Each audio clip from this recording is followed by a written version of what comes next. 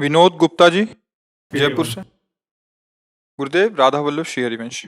गुरुदेव भगवान, मन में बहुत से नकारात्मक अनुचित विचार आते हैं। लगता है कि ये गलत हैं, तो उनको हावी नहीं होने देता, वहीं दबा देता हूँ। मैं ये जानना चाहता हूँ कि क्या गंदे विचारों का दिमाग में आना भी हाँ, पाप का लक्षण ये है, जो हमारे पूर्व पाप जमा है ना। उनको अमल करना पाप है या दिमाग में? नहीं, अभी जैसे उपज रहे हैं ना, उन्हीं से उपज रहे हैं। जो दुर्वासनाएं हमारे द्वारा हुई हैं पीछे, उन्हीं से उपज रहे हैं।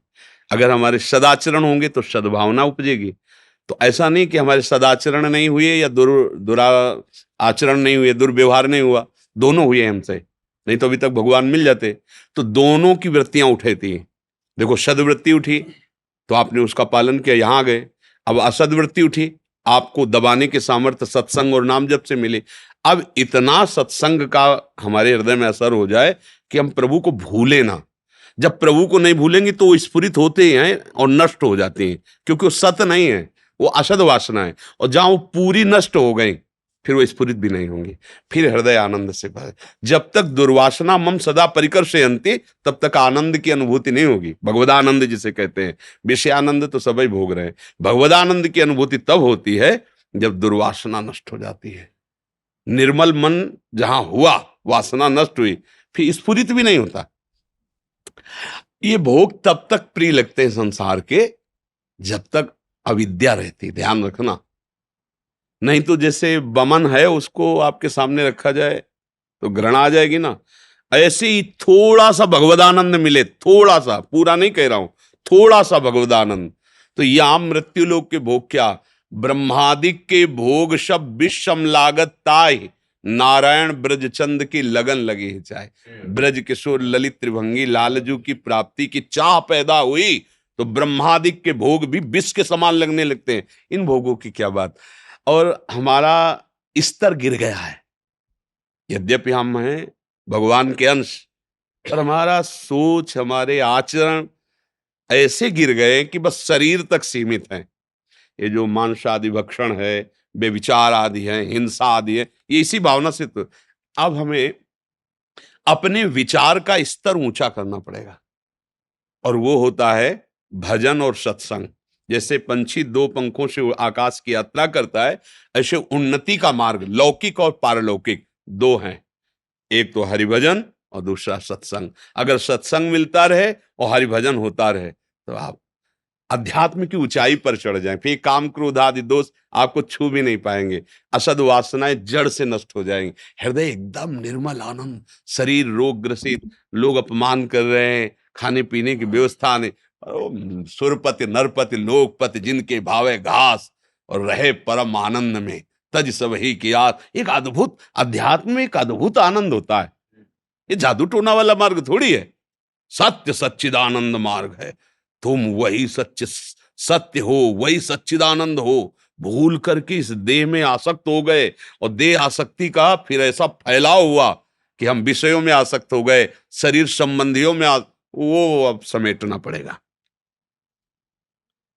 सुरक्षित रहने के लिए जैसे कछुआ को ऐसे करो तो तुरंत वो अपने कवच के अंदर आ जाता है। अब आ गया समय कवच के अंदर आने का। मनुष्य जीवन का परम लाभ, लौटो, अंतर्मुख बनो और भगवान के चिंतन में, प्रियालाल के चिंतन में लगो, सब मंगल होने लगेगा, सब आनंद मिलने लगेगा। अभिषेक शर्मा जी, मथुरा से। राधे राधे। राधे राधे महाराज जी, आपके चरणों में कोटि कोटि प्रणाम। महाराज जी, मैं जहां से दीक्षित हूँ, क्या मेरी पत्नी भी वहां से दीक्षा ले सकती है, या वो उसको किसी और गुरु नहीं बना सकती? ये भजन का मार्ग, इसमें पति पत्नी इन सब भावों का कोई, अगर मान लो आपको राम प्रिय है, उसको कृष्ण प्रिय है, दोनों राम कृष्ण जपो, कोई परेशानी नहीं। भजन करना है। देखो, संतों से जुड़ा जाता है केवल भजन के लिए, भगवत मार्ग के लिए। व्यवहार नहीं करना चाहिए संतों से। नाम लो, मंत्र लो, अपने घर जपो जाके, उनकी आज्ञा का पालन करो। ये व्यवहारिक जैसे रिश्ते नाते नहीं बना लेते ऐसे संत नहीं। तो चाहे जहां से ले लो, चाहे जहां से, तुम और कहीं से ले लिए, उसने कहीं और से ले लिए। नाम जप करना, घर में खूब जैसी आज्ञा संतों की वैसे भजन करो, सत्संग सुन लो, उनकी आज्ञा का पालन करो। ज्यादा व्यवहार करने की जरूरत नहीं। श्रवण कुमार जी, राधा वल्लभ श्री हरिवंश। गुरुदेव आपके चरणों में कोटि कोटि प्रणाम।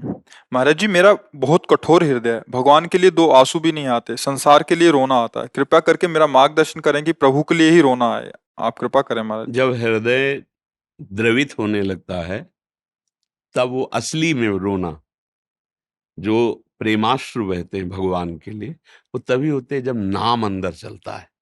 निरंतर नाम सुमिरन चलता रहे तो नाम क्या करता है, अंदर की जो वासनाएं हैं, दुर्वासना मम सदा परिकर्षयन्ति, जो नहीं करना चाहिए वो जो करने वाली बातें उन्हें दुर्वासना कहते हैं, वो हमारे मन को खींचती है। और हम इतने कमजोर हो गए कि अपने मन को रोक नहीं पा रहे। अब हमें जो रोकने के लिए बल चाहिए वो नाम है।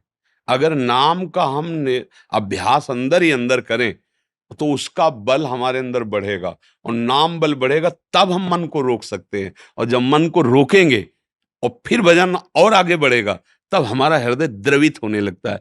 द्रवित माने प्रेम से युक्त। तो अपने मालिक के, अपने स्वामी की याद करके रोना, जैसे कोई दिल को मसला करे। अब वो कुछ कह नहीं पा रहा पर अंदर पता नहीं क्या हो रहा है, बस कहाँ जाऊं, किससे मिलूं, कैसे कोई मुझे मेरे प्यारे को दिखा दे, मेरे प्यारे की बात सुना दे। वो तब रोना आता है। पहले हमारा अपनापन तो प्रभु से हो, अपने के लिए रोना आता है ना। अभी हमारा शरीर अपना है, इंद्रियों के भोग अपने हैं, परिवार अपना है, तो मालिक के लिए, प्रभु के लिए रोना कैसे आए। तो इसलिए पहले खूब नाम अंदर अंदर जपो और सत्संग सुनो। सुनने का मतलब क्या कह गए उसका मनन करो, जो बात उसमें आचरण उतारने में आ रही उसे आचरण में उतारो, और फिर नाम का प्रताप देखो, आ जाएगा। ऐसा रोना आ जाएगा कि फिर चिल्ला चिल्ला के रोना आएगा। और रोता कौन है? जिसका कोई बल नहीं होता वही रोता है। जब इतने बड़े महान परम ईश्वर परमेश्वर को हम देखते हैं, उनके सामने हम अपने को देखते हैं, तब लगता है ये तो केवल कृपा है आपकी। अगर आपकी कृपा न होती तो हम कहाँ भटकते होते। ये तो आपका दुलार है जो मुझे अपना बना लिया। फिर वो एक अपनापन जो प्रेम होता है उसमें फिर रोना आता है। अभी भगवान की कृपा से आपको ये तो समझ में आ रहा है कि हमारा हृदय कठोर है, नहीं समझे में नहीं आता है। आप कृपा से और आगे बढ़ो नाम जप करते हुए, तो हृदय द्रवित हो जाएगा। हाँ, गदगद सुर नयना सजल, दंपति रस रहे भीन, ईगत वृंदा विपिन में फिरे प्रेम तनलीन। अपने श्यामा श्याम के अनुराग में डूबा हुआ अश्रु प्रवाह, हा राधा, हा कृष्ण, हा गोविंद, ऐसा पुकारता हुआ वो एक दशा है, वो बनावटी नहीं है। वो दशा आती है जब हम बहुत काल अंदर ही अंदर सुमिरन करें, अंदर ही अंदर जप करें, तब वो दशा आती है। रवि सोनी जी, वृंदावन से। जय श्री हरिवंश महाराज। गुरुदेव आपके चरणों में कोटि कोटि प्रणाम। गुरुदेव, कुछ समय से हम ब्रह्मचर्य का पालन करने का प्रयास कर रहे हैं, तो क्या ब्रह्मचर्य का पालन करते हुए अपवित्रता मासिक धर्म में मेरे शरीर की पत्नी श्री जी की सेवा कर सकती है और श्री जी के रसोई मनिया कर सकती है? जब तक विरक्त और निज मंत्र नहीं तब तक नहीं, क्योंकि वो तो गृहस्थ में ही ना, तो गृहस्थ धर्म का पालन करो। मासिक धर्म में 3 दिन तक श्री जी की सेवा या रसोई सेवा निषेध, अपवित्र माना जाता है शरीर को। उसी पद्धति से चलो, पद्धति से चलोगे तो आगे बढ़ जाओगे, और फिर नहीं तो बुद्धि मलिन हो जाती है। तस्मात् शास्त्रम प्रमाणम ते कार्याकार्य व्यवस्थित हो। तो अब जैसे जो बच्चे बाल्यावस्था से ब्रह्मचर्य धारण किए हुए परमात्मा, अब उनके लिए संसार का मार्ग रुक गया है। आपने गृहस्थी भोगा है, आपने संसार को भोगा है, तो उसी पद्धति से चलोगे तो ऊपर चढ़ जाओगे। तो मासिक धर्म के समय माताओं बहनों को चाहिए कि 3 दिन कम से कम ठाकुर सेवा रसोई सेवा ये सब न करें, इसके बाद पवित्र होकर फिर अपनी दिनचर्या में करें। अमित शुक्ला जी, हरद्वाई से। महाराज जी आपके चरणों में कोटि कोटि नमन। महाराज जी, आपकी और आपकी लाडली जू की कृपा से राधा नाम का जप प्रारंभ कर दिया है, परंतु नौकरी और लोक व्यवहार में बहुत से विषयों पर मन को एकाग्र करना पड़ता है, तब राधा नाम छूट जाता है और अपराध सा बोध होता है। महाराज जी, मैं क्या करूं? जो लोक व्यवहार जो समय आप देते हो ना, उस समय को भी भगवान को समर्पित कर दो। जैसे मानो आप 10 बजे से 12 बजे तक किसी विशेष कार्य में अर्जे रहे, क्योंकि बिना एकाग्रता के सांसारिक कार्य भी नहीं होते ना। कुछ लेखनी के कार्य, कुछ बोलने के कार्य हैं, कोई निर्माण कार्य है, या किसी बचाव पक्ष, किसी भी उसमें एकाग्रता की आवश्यकता होती है। और उस समय नाम जप होना इतना अभ्यास पुष्ट नहीं है तो हो सकता है ना हो।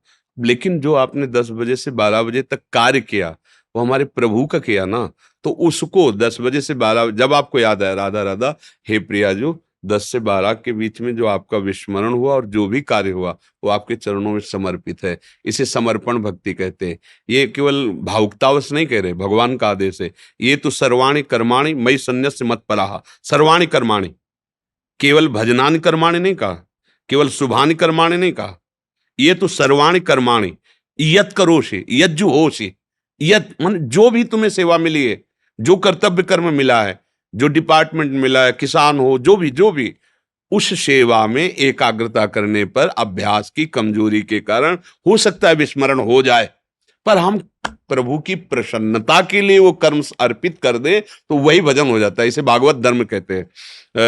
नवयोगेश्वर एकादश स्कंद भागवत में पढ़ के देखना, नवयोगेश्वरों ने बताया भागवत धर्म का स्वरूप कि मन से, बुद्धि से, चित्त से, अहंकार से, अनेक जन्मों की वासनाओं से स्वभाववश जो होता है वो सब परम पुरुष भगवान नारायण को समर्पित कर देने से भागवत धर्म, और भागवत धर्म करने वाला भगवत प्राप्त होता है।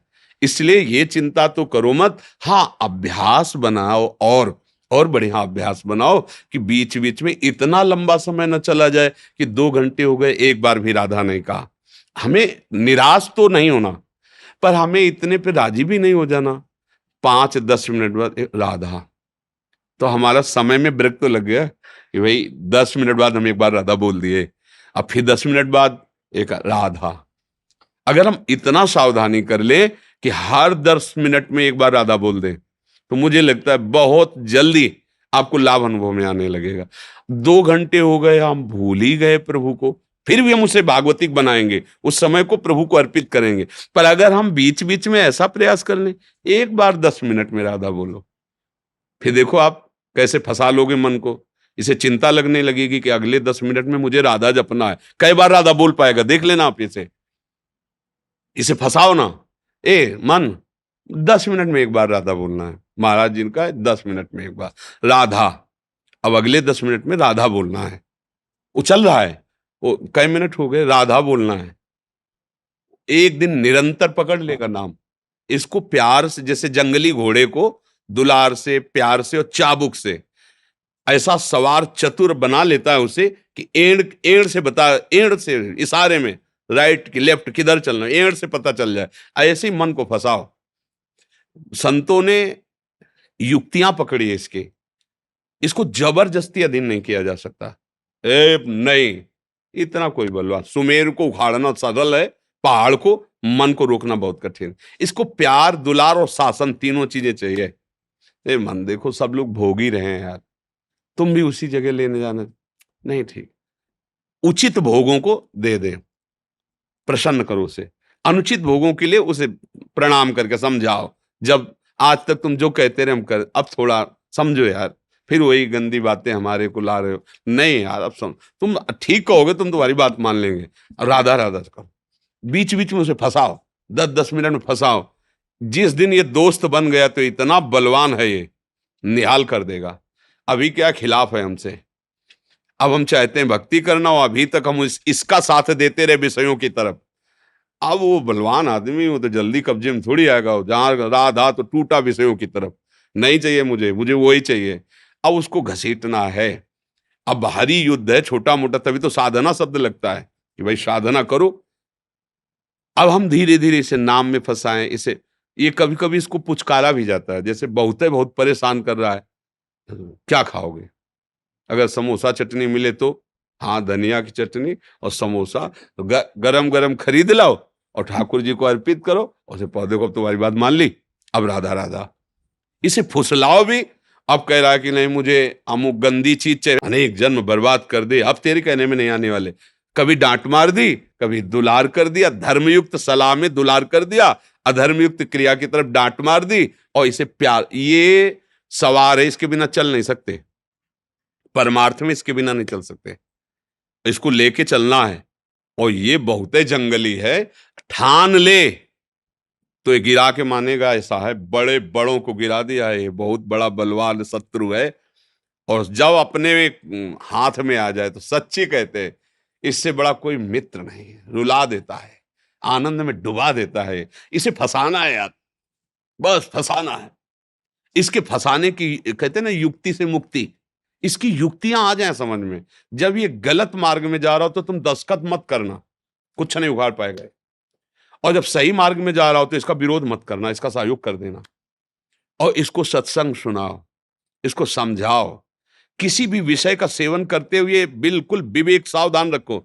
रसगुल्ला रखा, ये देखो कितने मिनट मीठा लगेगा, देखो जरा, देखो क्या इसमें सुख है। अच्छा 20 रसगुल्ला पाओ, कहेगा नहीं नहीं, तुम कह तो रहे थे कि रसगुल्ला चाहिए, देखो ना और पाओ, 5 और स्टार डालो। वो कहेगा नहीं, तो अब इस नहीं वाले अनुभव को उसको दिखाओ। देख रहे हो ना, अब दोबारा जल्दी हमसे हाँ मत करना, नहीं अब की 30 बढ़ा देंगे, चाहे उल्टी भले हो जाए। लेखा मतलब कभी कभी इसको शिक्षा भी देनी होती है। एक साल तो भगवान के मन में आई भिक्षावृत्ति रहती कि यार कभी मेवा पड़ी खीर खाने को मिले, मांगा तो रोटी मिल जाती थी टुकड़े। तो एक गृहस्थ के यहाँ देखा 8-10 भैंस गाय बंधी थी। बोले हमारी एक प्रार्थना है, बोले बोले 10 आदमियों के लिए आप खीर बना सकते हो? तो उनका हाँ महाराज। तो बोले कितना समय लगेगा? बोले 2-3 घंटे में अभी तैयार करते हैं हम। बोले हम आ जाएंगे। तो बोले 10 आदमियों को लेके आ जाएंगे। बोले वो तुम्हारी बात, तुम 10 आदमियों के लिए खीर बनाओ। बना दी, अच्छी गृहस्थ आदमी श्रद्धालु था, मेवा वेवा डाल कमरे में। बोले आप सब लोग बाहर चले जाओ। तो बोले और 9 आदमी कहाँ हैं? बोले यही। और भगोने में खीर थी 10 आदमियों की। शुरू किया तो जितना पेट था उतना तो भर गया। और कहने लगा बस। बोले नहीं, खीर खीर खीर, भजन नहीं करने दे, खीर अब खाओ। अब खा, उल्टी हो गई, एक सीमा है, रोमांच हो गया जिंदगी में, खीर नाम से मन कांप गया, नहीं खाला। ये कभी कभी जैसे ऐसे हट करेला तो ऐसा भी कभी कभी, अच्छा तुम्हें समोसा चाहिए, 20 समोसा, एक रोटी नहीं देंगे, समोसा ही खा, तू खा, देखे कितना। वो कहेगा नहीं, तो फिर कहो ये अनुभव नोट कर, ये नोट कर कि इसमें सुख नहीं है। अगर इसमें सुख होता तो नहीं क्यों बोल रहा है? विवेक अगर साथ रखोगे तो हर जगह ऑपरेशन कर पाओगे। इसका ऑपरेशन कर लिया तो निकल जाओगे। कोई भी भोग हो अंत में तुम्हें घृणा पैदा करता है, देख लो। बहुतायत बंद करो यार, हर हर विषय में बस वो अनुभव पकड़ो उसको, और उसी को उसी की डायरी में लिखाओ, ए देख अमुक समय में इतना भोग भोगने के बाद तूने कहा था नहीं, अब क्यों? अगर सुख होता तो उस समय तू प्रसन्न क्यों नहीं हुआ था? तू जला क्यों? तू परेशान? यही बातें उसके सामने रखोगे तब वो रुकने लगेगा। जब सामने, और फिर शासन में एक दिन सच्ची ऐसा आता है कि पूरे विश्व में कोई भी भोग ऐसा नहीं कि उसके मन को खींच पावे। नहीं तो भगवदानंद मिले ही ना, भगवत प्राप्ति हो ही ना। निर्विषय हृदय में भगवान का प्रादुर्भाव होता है, वो भगवान की कृपा से हो जाता है। महर्षि जी, कुछ भक्तों ने आपके श्रीमुख से नाम चाहा था। हम तो वृंदावनवासी, राधा उपासी, राधा वल्लभ सी हरिवंश, राधा राधा राधा। आपको जो गुरु प्रदत्त नाम मिले, खूब नाम जप करो, नाम ही सर्वानंदमय है। और डरो मत, झुको मत, निराश मत हो। भगवान के बच्चे हैं, कोई साधारण नहीं हम सब। सच्चिदानंद भगवान के अंश, अगर चूक हो गई तो अगला जन्म मिलेगा। हम हर प्रयास करके अगले जन्म में भी थामे। एक तो हमें चांस ही नहीं देना, पर हमें घबराना नहीं है। अब कोटि जन्म लग रगर हमारी, बरऊं शंभुनता राहु कुमार। आप तो भगवत प्राप्ति करके ही रहेंगे, कुछ दुर्लभ नहीं है। ठान लो, जब पक्का इरादा कर लोगे ना, कुछ दुर्लभ नहीं। अभी इरादे में थोड़ी कमजोरी है, इसीलिए है। किया इरादा पक्का। जब घर से निकले थे ना, पहले ही दिन सुबह सुबह मन ने हमारे हालत खराब कर दी। पहले तो वैराग्य एकदम, ये पूर्व का जन्म का कोई था वैराग्य, जो ही गांव के बाहर निकले सो ही घबराहट पैदा हो गई। रहेंगे कहाँ? यहाँ तो अम्मा भोजन दे देती, वहां भोजन कौन देगा? किसके साथ रहेंगे? कहाँ रहेंगे? कैसे मतलब? एकदम घबराहट। अरे मुझे तो मार दिया, अभी पहले ही कदम निकला है और इसने तो मार दिया। तुरंत अंदर से भगवत कृपा से आया, भगवान रखेंगे सारे विश्व का भरण पोषण, वो जहां रखेंगे जैसे रखेंगे भगवान ने आजीवन वो निर्वाह। भरोसा, इसकी सलाह में मत रहना, मन की सलाह। ये बहुत बेईमान आदमी है, जब तक भगवत प्राप्त नहीं हो जाता यही आपको सलाह दे के गिरा देगा। नहीं तो ये थोड़ा सपोर्ट कर दे तो निकलने में देर नहीं लगेगी। और आप सब बड़े भाग्यशाली हैं। नहीं, आज के कलयुग में कोई संत संग करना चाहे, भजन करना चाहे, फुर्सत नहीं है, लोग गालियां देते हैं। आज देखो कैसा वातावरण है। बुद्धि इतनी भ्रष्ट है, ना माता पिता को मानते हैं, ना पूज्य जनों को मानते, फिर साधु महात्मा गुरुजन और शास्त्र, ये तो और आगे की बात है।